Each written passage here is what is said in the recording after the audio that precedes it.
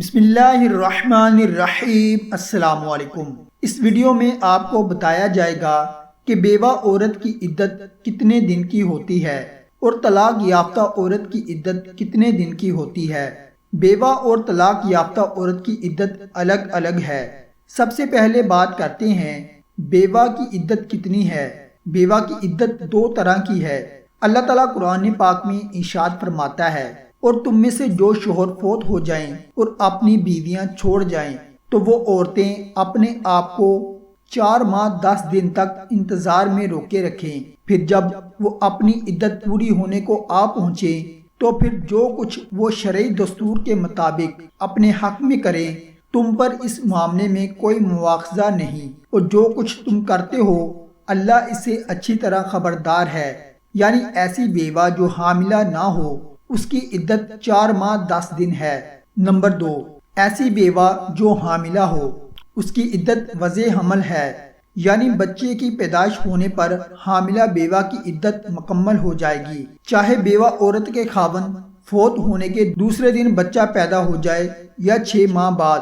حاملہ کی عدت بچے کی پیدائش پر مکمل ہوگی۔ قرآن کریم میں اللہ تعالیٰ کا ارشاد ہے، اور تمہاری عورتوں میں سے جو حیض سے مایوس ہو چکی ہوں، اگر تمہیں شک ہو کہ ان کی عدت کیا ہوگی تو ان کی عدت 3 مہینے ہے، اور وہ عورتیں جنہیں ابھی حیض نہیں آیا ان کی بھی یہی عدت ہے، اور حاملہ عورتیں ان کی عدت ان کا وضع حمل ہے، یعنی بچہ پیدا ہونے تک۔ اور جو شخص اللہ سے ڈرتا ہے تو اللہ اس کے کام میں آسانی فرما دیتا ہے۔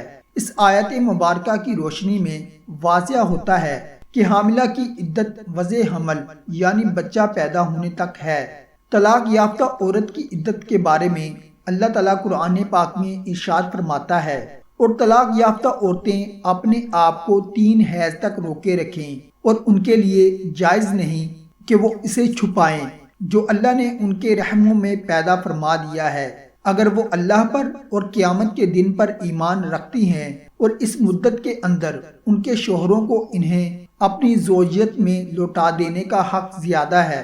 اگر وہ اصلاح کا ارادہ کر لیں، اور دستور کے مطابق عورتوں کے بھی مردوں پر اسی طرح حقوق ہیں جیسے مردوں کے عورتوں پر، البتہ مردوں کو ان پر فضیلت ہے، اور اللہ بڑا غالب بڑی حکمت والا ہے۔ اس آیت سے پتہ چلتا ہے ایسی طلاق یافتہ عورتیں جن کو حیض آتا ہو اس کی عدت 3 حیض ہے۔